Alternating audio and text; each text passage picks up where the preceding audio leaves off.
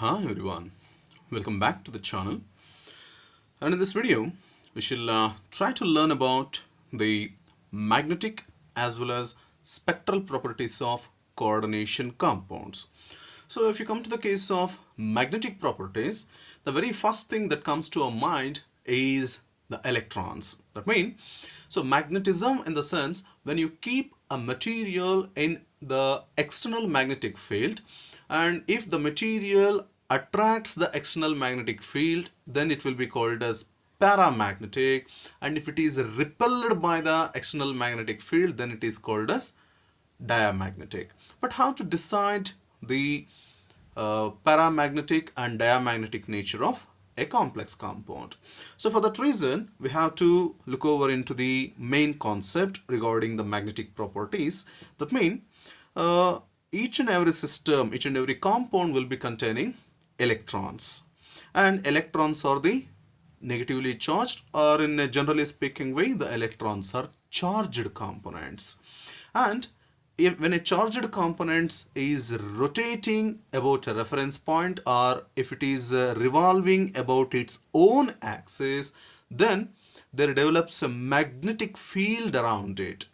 That means each and every electron can act as a tiny magnet, and that electron will rotate about its own axis at all the time, and we used to call that as spin motion.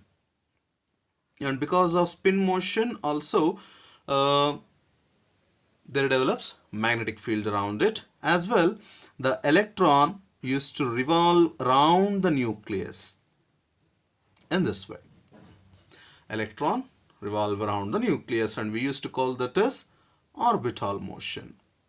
And because of both spin motion and orbital motion of the electron, there develops a magnetic field around the electron. That's why we used to call the electron as a tiny magnet, because around the electron there develops a magnetic field.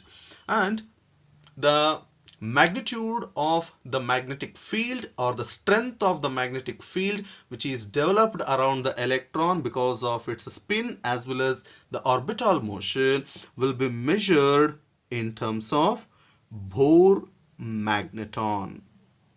So it's a unit which is used to measure the strength of the magnetic field, and Bohr magneton simply abbreviated as BM, and the Bohr magneton will be given as EH by 4 pi mc. This is the simplest mathematical expression which accounts for the Bohr magneton, where h is the Planck's constant. We know the value of h, that is 6.626 into 10 to the power of minus 34 joules second, and m is the mass of electron, which is equals to 9.1 into 10 to the power of minus 31 kg, and c is velocity of light. We know that the value is 3 into 10 to the power of 8 meters per second, and E is the charge on electron, that is 1.602 into 10 to the power of minus 19 coulombs. So when you substitute all these things, you will be getting a value of 1 Bohr magneton. So this particular unit will be used in order to express the strength of the magnetic field developed around the electron because of its spin as well as its orbital motion. And since around the electron magnetic field is present, when that magnetic field is kept in an external magnetic field, then the electron magnetic field may get attracted by the external magnetic field or get repelled by the external magnetic field. If the external magnetic field is attracted by the magnetic field generated by the electronic motion, then we used to call such phenomenon as paramagnetism. That means the magnetic field of the material is attracted by the external magnetic field. External magnetic field. Such phenomenon is called as paramagnetism. magnetism, and the materials are called paramagnetic substances. And if contrarily, if the material, when it is present in an external magnetic field, instead of attracting, if it get repelled by the magnetic field, then the material will be called as diamagnetic material, and the phenomenon is called diamagnetism. So these are the two ways we can say about a material as whether it is paramagnetic or diamagnetic in nature. And how to account whether a material is paramagnetic or diamagnetic. So without doing the experimental calculation or verification, just by looking over to the structure or electronic distribution of a material, how to judge whether the material belonging to paramagnetic phenomenon or diamagnetic phenomenon. For this particular thing, crystal field theory gave a very clear explanation that if a material is having paired electron, that means each and every electron will have its own magnetic moment. When the orbital is having two electrons, obviously they will be in opposite spin. Means we used to represent in this way. So when an orbital is having two electrons which are opposite with respect to their spin, the magnetic moment of the electron which is having positive spin will be exactly equals to the magnetic moment of the other electron with the negative spin. Though they are equal in magnitude, they are differ with respect to their sign. So because of the variation or opposite sign, both the magnetic moments will get cancels each other. Therefore, there will be no net magnetic moment when the orbital is having paired electrons. So when there is no, when there is a paired electron, then there will be no development of magnetic field around the material. When there is no magnetic field, that obviously repel the external magnetic field, and thus the material belonging to the diamagnetic group. Suppose if the orbital is having only one electron, then we will be having a sole magnetic field developed by the electron, and there will be a definite magnetic moment for that electron, and the magnetic field present around the material because of this sole electron or unpaired electron will get attracted by the external magnetic field, and such materials are paramagnetic in nature. So depending on whether the complex is containing one or more unpaired electron or not, we can say whether they are paramagnetic or diamagnetic in nature. If there are unpaired electron, then the material belonging to paramagnetic phenomenon. If there are no unpaired electron, if all the electrons are paired, then the material or the complex belonging to diamagnetic nature. And if the number of unpaired electrons are more in a substance, then the magnetic moment of the substance will also be greater.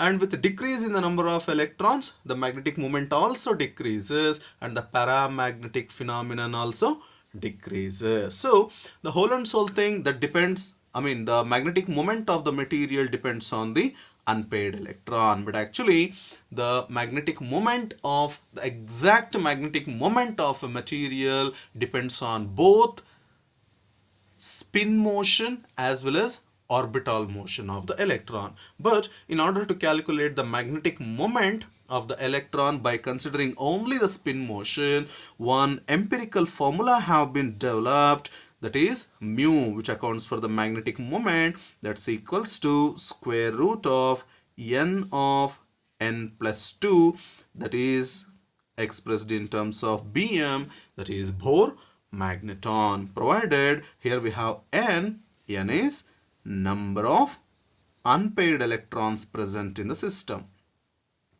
So just by looking over to the number of unpaired electrons present in a system, it is possible to calculate the magnetic moment of the complex compound.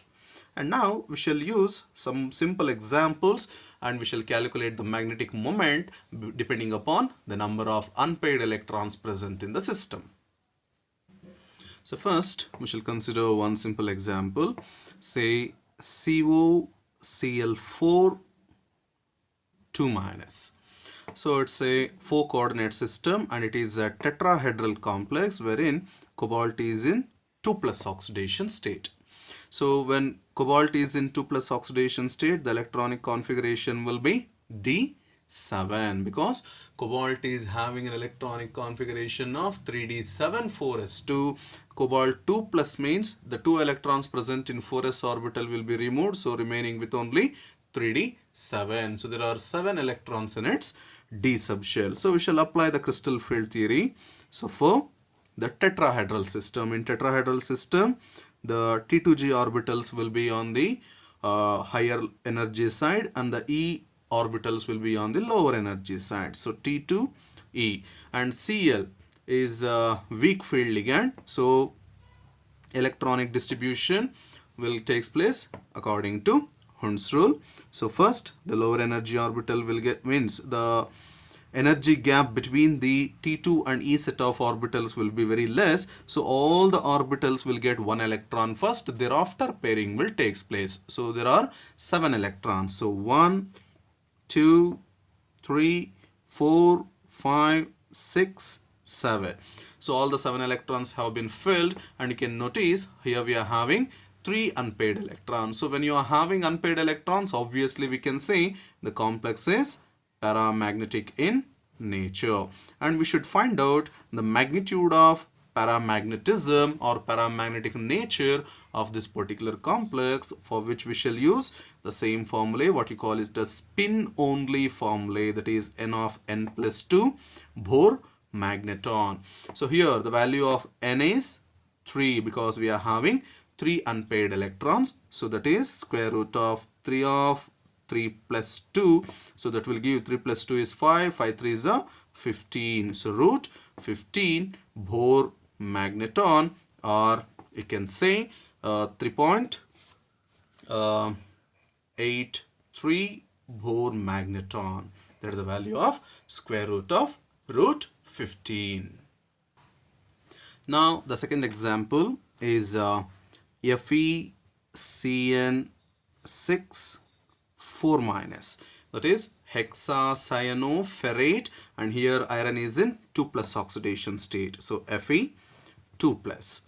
So and cyanide is a strong field ligand, so that now so iron is in 2 plus oxidation state. The electronic configuration will be 3D6 4s2 is the ground state electronic configuration, but since iron is in 2 plus oxidation state, so 2 electrons present in 4s orbital have been removed. So we are having only 6 electrons in its D subshell. So now it's a hexa coordinate system, that is octahedral complex it is. So T2G will be on the lower energy side and EG will be on the higher energy side. So we are having totally 6 electrons. So now the 6 electrons. So since the ligand cyanide is a strong ligand, there will be large energy difference between the T2G and EG set of orbital. So electron cannot jump directly into the EG set of orbital. First all the electrons will get filled in T2G. Thereafter the electron will go to EG. Therefore among the 6, 1, 2, 3, 4, 5, 6. So all the 6 electrons have been filled. In case of FeCN6 4 minus, that is all the 6 electrons were filled in T2G set of orbital, and you can notice no unpaired electron is present. So due to absence of unpaired electron, the complex is diamagnetic in nature.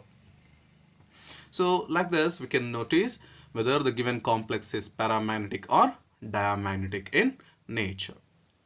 Now we shall see the value of magnetic moment of a system depending upon the number of unpaired electrons present in a given system. If there are no unpaired electron in the complex compound, then the value of n is equals to 0. Therefore the magnetic moment is also 0. If there are one unpaired electron in a system, then the value of Bohr magneton will be 1.73. If the number of unpaired electrons are equals to 2, then the magnetic moment will be equals to 2.83, and if the number of unpaired electrons are equals to 3, then the magnetic moment will be 3.87. If the number of unpaired electrons are equals to 4, then the magnetic moment will be 4.90. If the number of unpaired electrons are 5, then the magnetic moment will be 5.92, which are expressed in terms of Bohr magneton. So just you can notice here 1.73, 1 unpaired electron, 2.83, 2 unpaired electrons, 3.87, 3, 4.90, 4, 5.92, 5. So just by looking over to the magnetic moment of the material, it is possible to notice the number of unpaired electrons present in a given complex compound, and this will be very much useful in answering the questions that comes in the competitive examinations like IIT JAM, NET, CSIR NET, as well as in GATE examination. But as we said, the actual magnetic moment of a complex compound is not only depending upon the spin motion of the electron but also on the orbital motion of the electron. But here, whatever the magnetic moment values we have calculated by using the formula, that is mu is equals to square root of n of n plus 2, which consider only the spin motion of the electron but not the orbital motion of the electron. That's why whatever the values we calculated for magnetic moment will be slightly differ from the actual magnetic moment values, because there is no consideration of orbital motion of the electron. So that in order to find out the exact magnetic moment contribution by the complex compound, we use a simple device called as Gauss balance or Gauss method. This is the device we use for the calculation of exact magnetic moment of the complex compound. And here, by using the Gauss balance, what we used to do, we used to measure the weight of the material in the absence as well as in the presence of the external magnetic field. By observing the difference in the weights of the material in the presence as well as in the absence of the external magnetic field measured in Gauss balance, it is possible to check out the exact magnetic moment of the materials. So that in Gauss balance we will consider both spin motion as well as orbital motion of the electron for the calculation of their magnetic moment. And that's about the magnetic properties of a complex compound. And now we shall go to the next concept. Now we shall go with the spectral properties of complex compounds. So spectral properties in the sense the analysis of exhibition of color by the complex compounds. Most of the complex compounds are colored in nature. So unlike the organic compounds in which some are colored and some are colorless, majority of the complex compounds exhibits color. And if you consider the naturally occurring complex compounds, so for example, if you consider our blood, the human blood is red in color. The reason for red color of the blood is due to presence of heme in case of hemoglobin, wherein heme is a complex compound of iron, wherein the iron is surrounded by porphyrin ring, that is the pyrrole rings. So heme is a complex compound of iron. Actually iron 2 plus is a central metal ion which is surrounded by the pyrrole rings, which is simply called as porphyrin ring. And here, due to presence of the heme, the blood will show red color. And the leaves of the plants, we know that the leaves of the plant are greenish in color, and the reason for green color of the leaves is due to presence of chlorophyll, and chlorophyll is actually the complex compound framed up with magnesium. So like this, due to presence of complex, meant to say the complex compounds are colored in nature, and the color of the complex compound is mainly due to the electronic transition that occurs between the various energy levels present in the central metal ion. And because of the electronic transition, there occurs exhibition of color by the complex compounds. And in order to explain the color of the complex compounds, crystal field theory will gives a sufficient base. I mean to say, the crystal field theory will give a proper reason which is behind the color of the coordination compound. So for example, when the material is exposed to radiation, the electrons present in the lower energy orbital will absorb the radiation and take transition to the higher energy levels, and that develops a excited state. Strictly speaking, in case of complex compound, when the complex compound is exposed to radiation, the electron present in the lower energy d orbital, whatever it may be T2g orbital in case of octahedral complexes, or E set of orbital in case of tetrahedral complexes. The electron present in the lower energy d orbital will take transition to the higher energy d orbital, and that creates an excited state. But the electron in excited state is unstable. Again, it will come back to its ground state, that is to the lower energy d orbital. But during the return of the electron from the excited state to its original, that is to the lower energy d orbital, it emits the radiation which appears as color. This is the reason explained by the crystal field theory for the color of the complex compounds. The energy absorbed by the electron for its transition, that is from lower energy d orbital to the higher energy d orbital, completely depends upon the energy gap between the lower energy d orbital and higher energy d orbital. That means, in a strictly speaking way, the magnitude of crystal field splitting of the d orbitals will actually decides the radiation of which energy the electron is going to absorb to take transition to higher energy d orbital.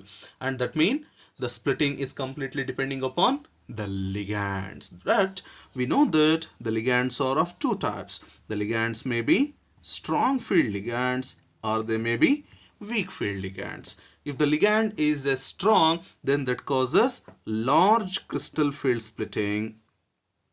Large crystal field splitting. That means the energy gap between the two sets of d orbitals will be very much high.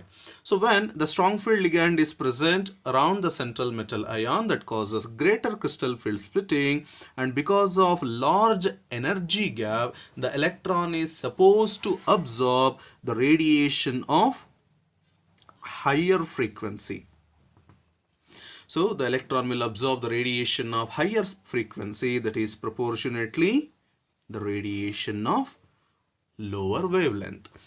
And similarly, if the ligand present around the central metal ion is a weak field ligand, that causes very less crystal field splitting. That means the energy gap between the two sets of d orbitals will be very less, and that's why the energy required for the transition for an electron will be very less. Therefore, the electron will absorb the radiation of lower frequency, that is proportionately radiation of higher lambda value. So this is the reason the crystal field theory provides for the excitation of the electron and the energy required for the electron to take transition from lower energy d orbital to higher energy d orbital.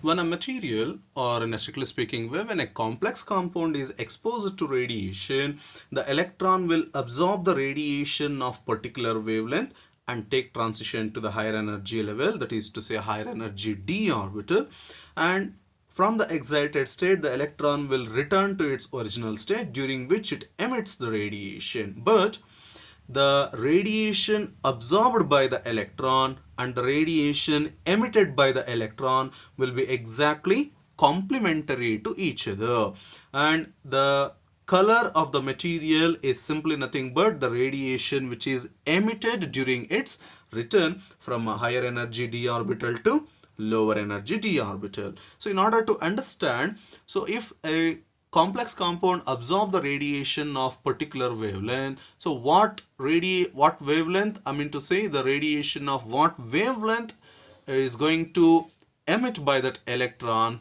as complementary to the absorbed radiation, we shall go with one simple technique, that is complementary color cycle.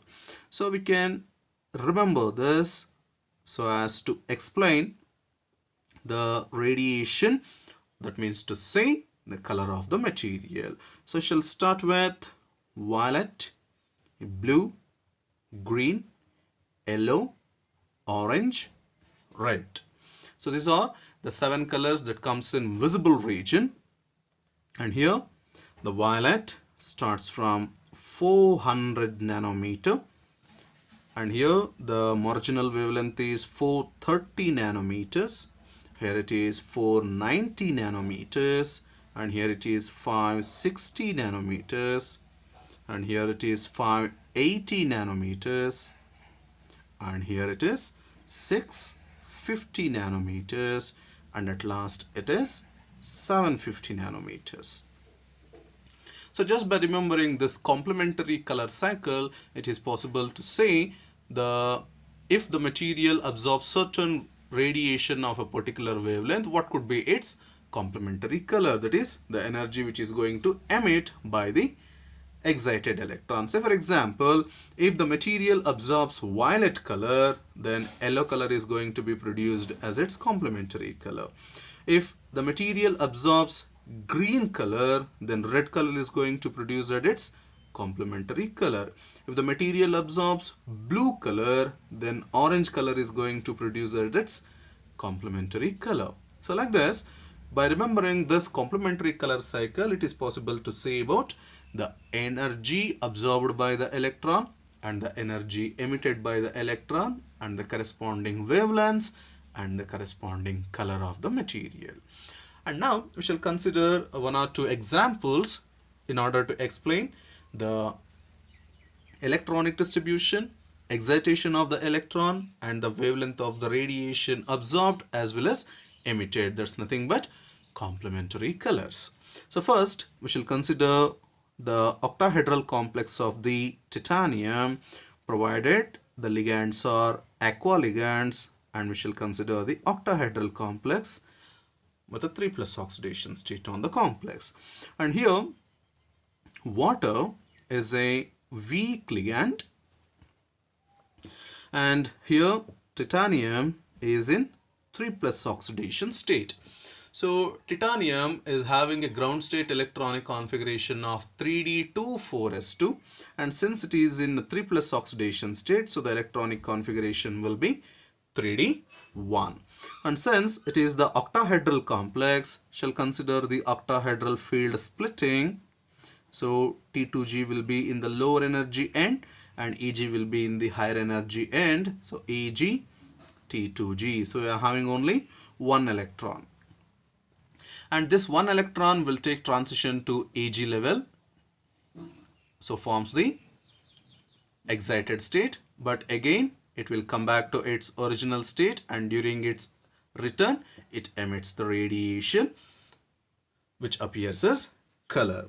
And here in the state, the hexa aqua titanium 3 ion, that is this complex ion, will absorb the radiation corresponding to wavelength which is present between green and yellow.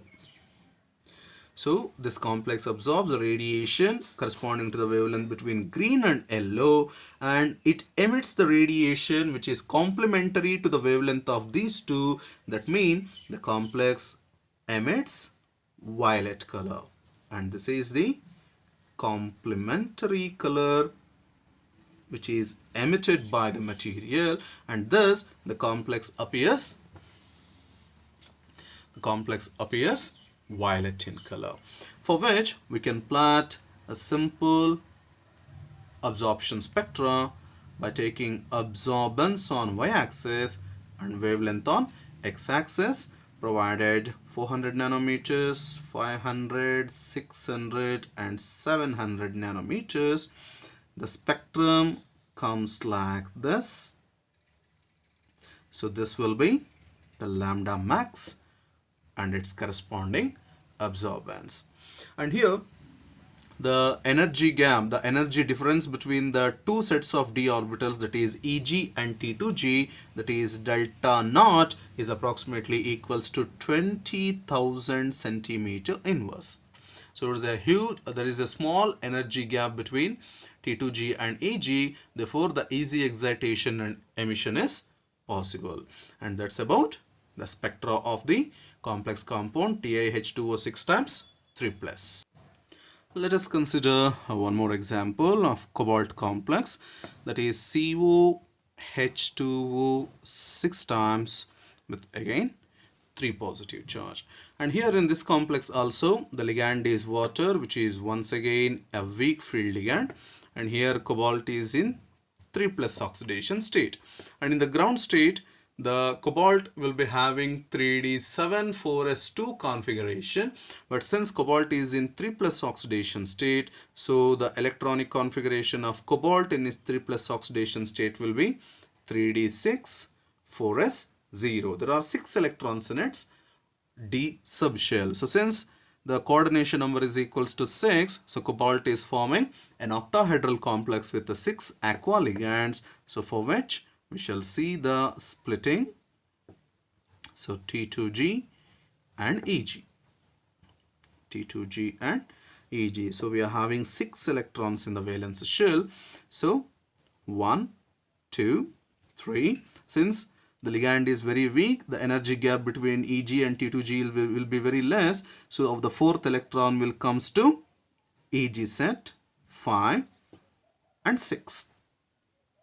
So here all the 4 electrons, 1, 2, 3, 4 and this one, so 5 electrons are identical in spin, therefore the 1 electron which is present in this orbital with opposite spin will take transition to the higher energy level, that is to the Eg set, and then it will come back to the ground state. So during this emission, during this return, it emits the radiation, and here the electron tend to absorb the radiation corresponding to lime green color, and this is the radiation that is going to be absorbed by this electron when it is exposed to the visible radiation, and during its return it emits pink color as complementary to lime green, and this is the complementary color which is going to be emitted by the electron, and that's going to be visible for us. Therefore the color of this particular complex is pinkish in color. And shall take one last example of cobalt itself, that is COCl4 with 2- charge on the complex. And here you can notice in the above case we considered cobalt with a 6 coordination number, and here we are having cobalt with 4 coordination number. That means in last case the COH2O6 times 3+ is octahedral in geometry, and this one COCl4 2-, it is tetrahedral in geometry. So here cobalt is in 2+ oxidation state, and once again Cl- is a weak ligand. So CO2+, as we said, the cobalt in ground state will be having 3d7,4s2 configuration, and since cobalt is in 2+ oxidation state, the configuration will be 3d7,4s0. And since it is a tetrahedral complex, so shall see the field splitting. So E will form the lower energy set and T2 will form the higher energy set. And since we are having 7 electrons in the d orbital, so 1, 2, 3, 4, 5, 6, 7. So the 2 electrons with the opposite spin that are present in dx square minus y square and dz square orbital will take transition to the higher energy d orbitals, that is to T2 set of orbital, and during their return they emits blue color. That means we can notice by looking over to the complementary color cycle that we already said.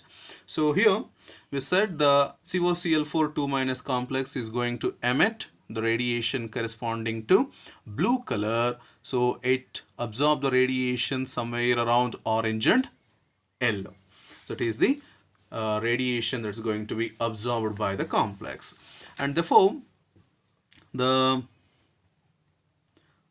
radiation that's going to be absorbed by the complex will be orange yellow, that is the absorbed, and during the return it emits the blue color as complementary to orange yellow. That means the color of CaCl4 2- is bluish in color.